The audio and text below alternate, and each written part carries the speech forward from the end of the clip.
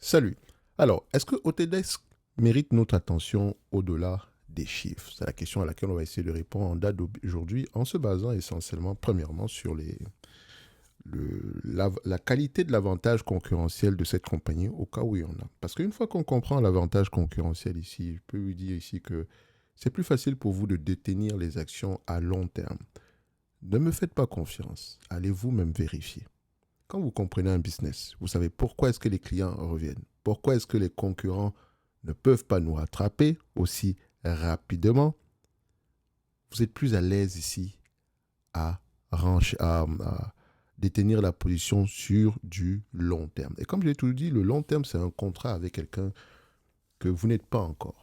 Donc, techniquement, si vous n'êtes pas encore cette personne-là, au moins, vous pouvez vous permettre ici d'apprendre un peu plus sur un business en particulier en date d'aujourd'hui. Parce que quand je dis vous n'êtes pas encore cette personne, c'est essentiellement au niveau ici de la psychologie.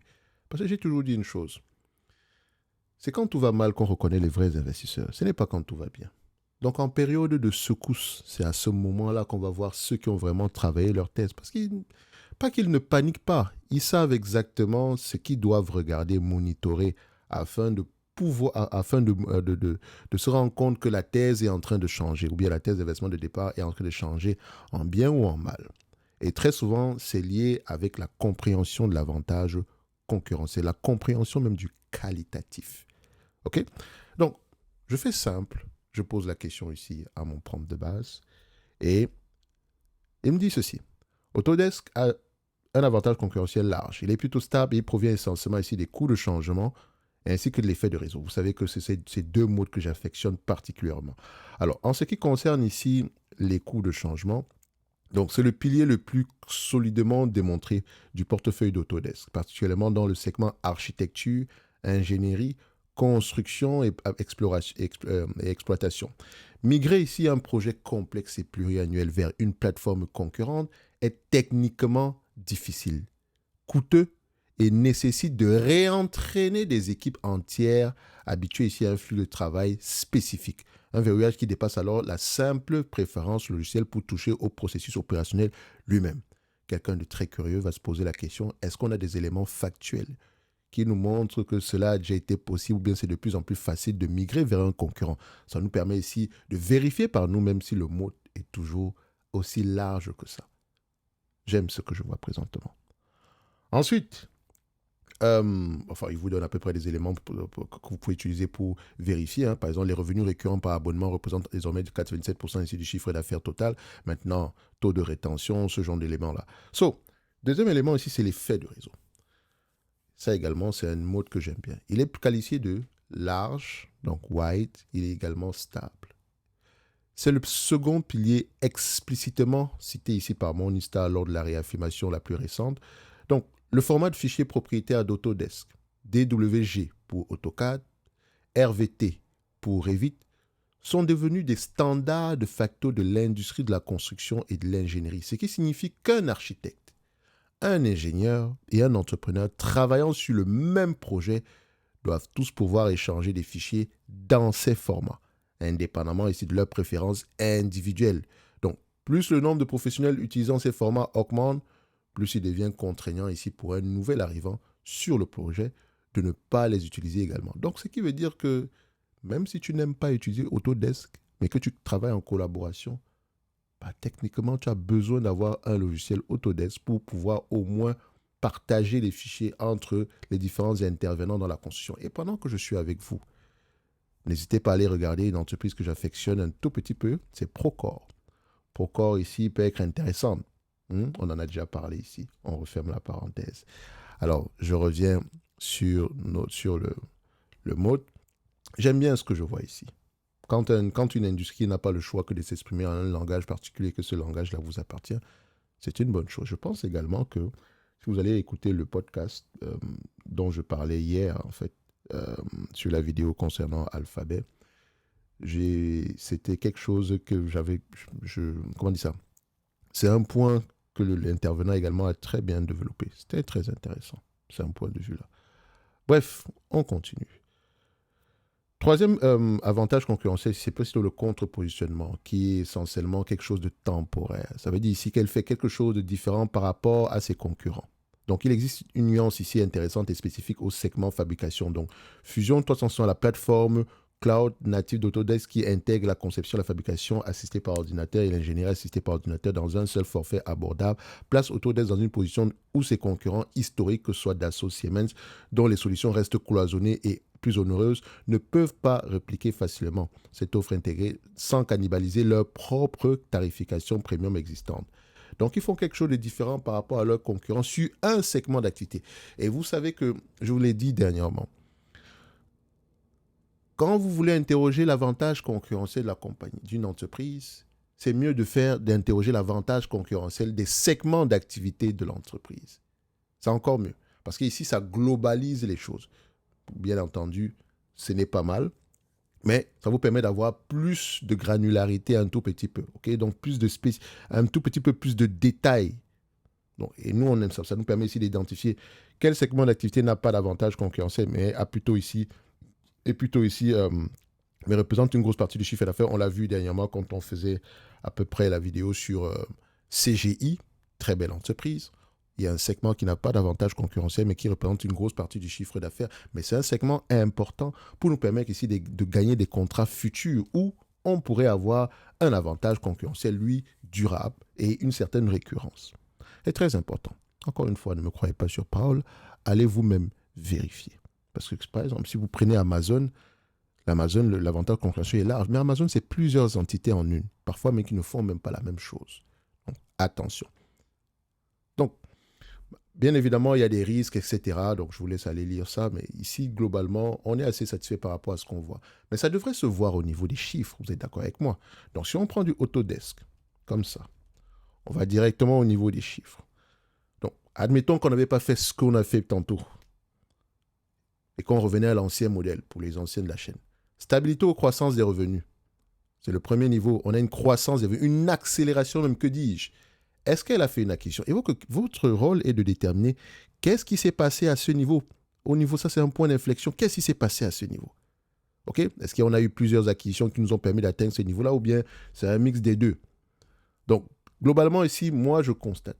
J'aime bien ce que je vois ici. C'est une entreprise qui fait généralement des petites acquisitions, ce qui n'est pas si mauvais que ça. Hein. Donc, croissance des revenus est là. Croissance des revenus, c'est bien. Est-ce qu'elle arrive au moins à maintenir ses marges stables? On peut voir ici que oui, les marges sont plutôt stables. On compare maintenant avec les marges EBITDA. Est-ce qu'elle arrive au moins à gérer ses dépenses opérationnelles au point d'avoir également au point d'avoir ici des marges EBITDA qui suivent à peu près la même tendance que les marges brutes.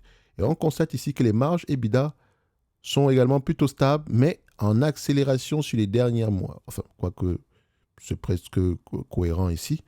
Et là, on se pose la question de savoir, au niveau des dépenses opérationnelles, quelles sont les dépenses opérationnelles fixes, quels sont les coûts fixes, quels sont les coûts variables. Si ce chiffre d'affaires augmente parce qu'on augmente la force de vente, sachant que Autodesk, une fois que vous avez acheté son logiciel, ils n'ont pas besoin ici de revenir vers vous pour vendre un nouveau logiciel. Vous êtes sur la plateforme, vous pouvez prendre des services supplémentaires dépendamment de vos besoins. On n'a pas besoin d'envoyer un nouveau commercial. Okay? Donc, peut-être les coûts variables issus ici de vente et marketing, tout ce qui concerne ici la force de vente donc, et le marketing pourrait avoir tendance à diminuer à long terme, ce qui pourrait faire augmenter quoi? Les marges EBITDA sans même qu'on ait vendu plus de produits. Je n'ai pas dit que c'est le cas, hein, mais c'est matière à réflexion ici. Ensuite, je compare les net income et les free cash flow, histoire de voir si les deux parlent le même langage. Quand on dit parler le même langage, c'est dire est-ce qu'on va dans le même sens. Free cash flow a généralement tendance à être plus élevé, donc je prendrai les free cash flow comme proxy. Est-ce que l'entreprise rachète ses actions? Très bien. Timidement, mais quand même, elle rachète ses actions. On peut regarder ici le buy-back yield de la compagnie. Comme vous pouvez le voir, on a 3,2%. Alors, avant de continuer, je tiens à vous mentionner une chose. Le bootcamp est présentement ouvert. Nous avons 30 places disponibles, enfin pas disponibles, mais 30 places ouvertes ici, uniquement réservées à ceux qui veulent apprendre à faire de l'analyse fondamentale sérieusement, apprendre à faire du stock picking sérieusement. Et en ce mardi, du 18 du mois de août, la première revalorisation tarifaire aura lieu. À la hausse, bien sûr, parce que ça fonctionne. Donc, je vous laisse aller voir ça, OK? Pour ceux qui sont sérieux, bien sûr. Alors, le buyback ici est de près de 3,2%. Donc, techniquement, l'entreprise a retiré près de 3,2% ici de ses actions. Donc, si vous avez distribué ce chiffre-là en dividende, vous auriez un rendement plus élevé que ce qui est littéralement affiché ici au cas où elle verse un dividende. On va vérifier ça. On prend Autodesk. Elle n'en verse pas, mais elle a les moyens de le faire. Donc, pour ceux même qui recherchent un dividende, je vous dis toujours, toutes les entités sont destinées à verser un dividende. OK? Parfois, il vaut mieux d'abord acheter des actions avant de verser un dividende, ou bien juste faire les deux.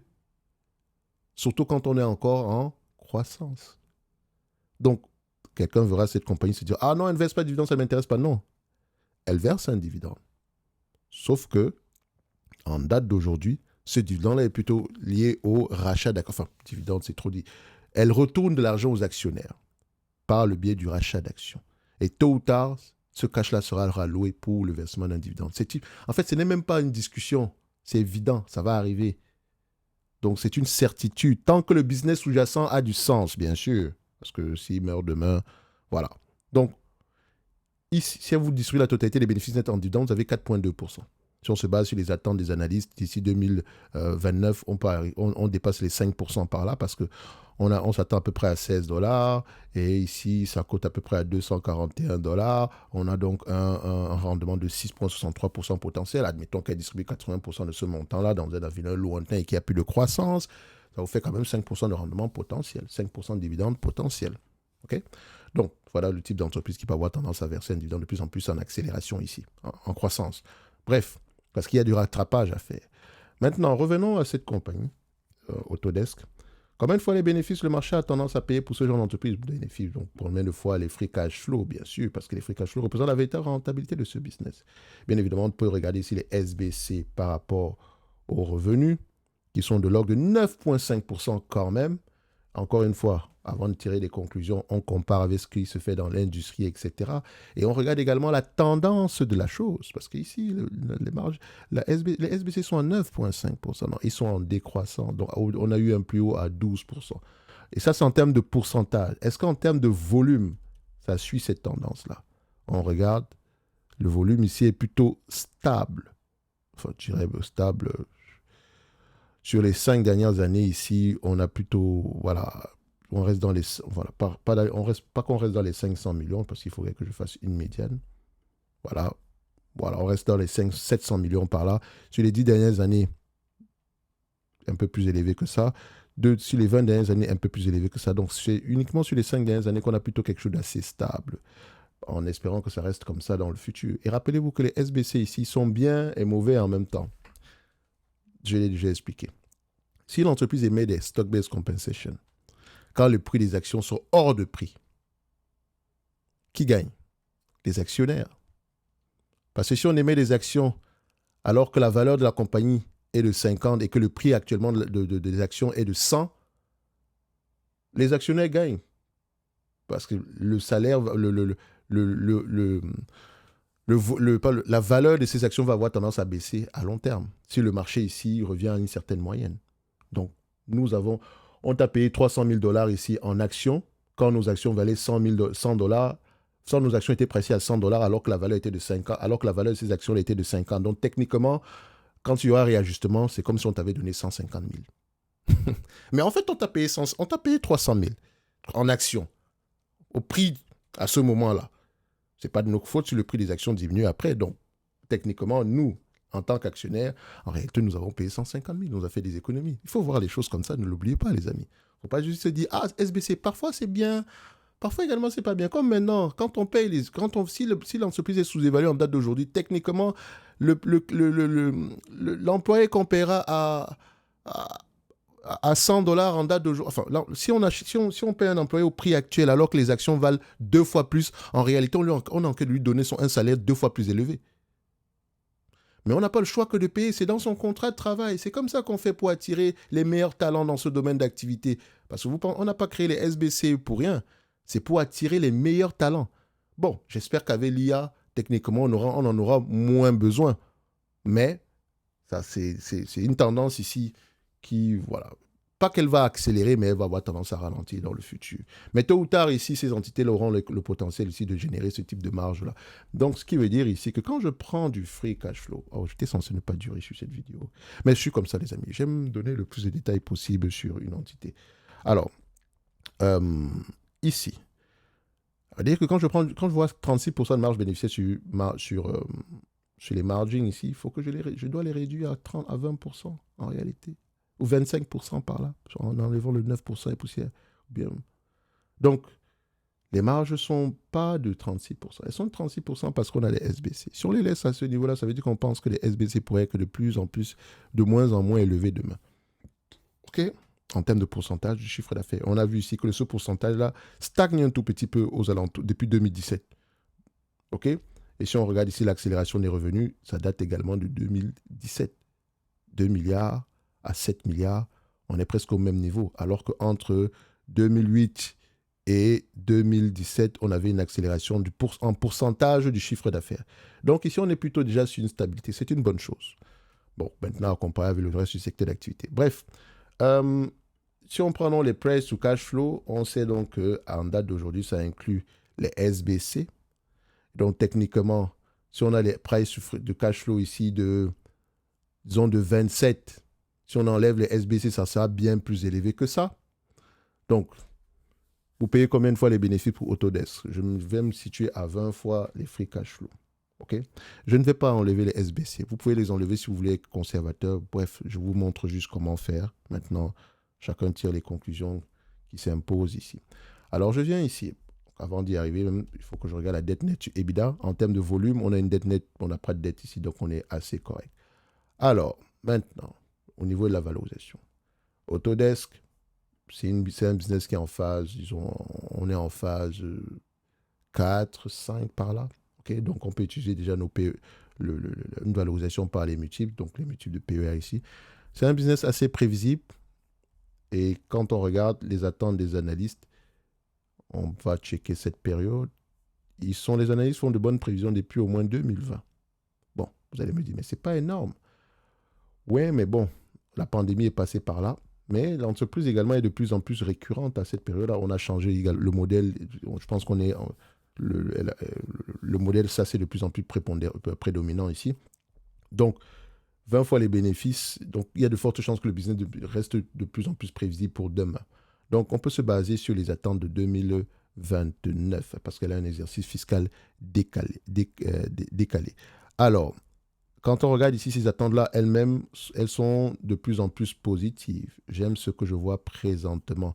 Alors là, je viens ici, je prends 20 fois les cash flows, les bénéfices nets de 2029.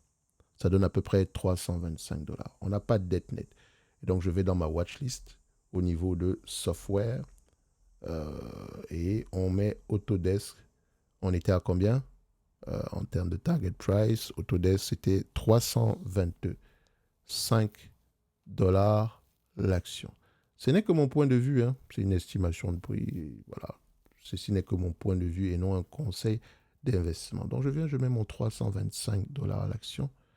Donc, 3, 2, 5, tirer donc les conclusions qui s'imposent par rapport à cette compagnie. Donc, X20 BNF 2029. Voilà. Donc, Autodesk reste une entreprise intéressante. Oh, ne me parlez pas de l'IA de machin truc. Ok? J'ai déjà répondu à cette question-là dans la note d'analyse sectorielle. Et si vous voulez aller plus loin, posez-vous les bonnes questions. Regardez qu'est-ce que l'IA peut faire. Qu'est-ce que Autodesk fait d'abord? Qu'est-ce que l'IA peut faire? Est-ce qu'on a déjà des preuves comme quoi l'IA remplace Autodesk quelque part? Ça vaut également pour Dassault Systèmes. Je pense qu'on l'a déjà analysé ici. C'est dans le segment des softwares. Dassault Systèmes va apparaître quelque part. Oui, on l'a fait ici le 25 du mois de juillet. Donc, pour moi, ici, je reste toujours optimiste sur les softwares. Et ça fait au moins 1 an et demi en date d'aujourd'hui. Tôt ou tard, ça va fonctionner, les amis. Bon, ça commence même déjà sur les derniers mois. Globalement, ici, ce n'est que mon point de vue et non un conseil d'investissement. Comme d'habitude, je me réserve pleinement et royalement le droit de me tromper. Pour ceux qui sont sérieux ici dans leur processus d'apprentissage en matière de stock picking, vous avez le lien vers le bootcamp en description de la vidéo. Comme je l'ai dit, mardi, le 18 du mois d'août, première revalorisation ici tarifaire. Et ça sera comme ça toutes les semaines, jusqu'au 1er du mois d'octobre. S'il reste encore des places, bien sûr, parce que ça fonctionne. Merci, au revoir.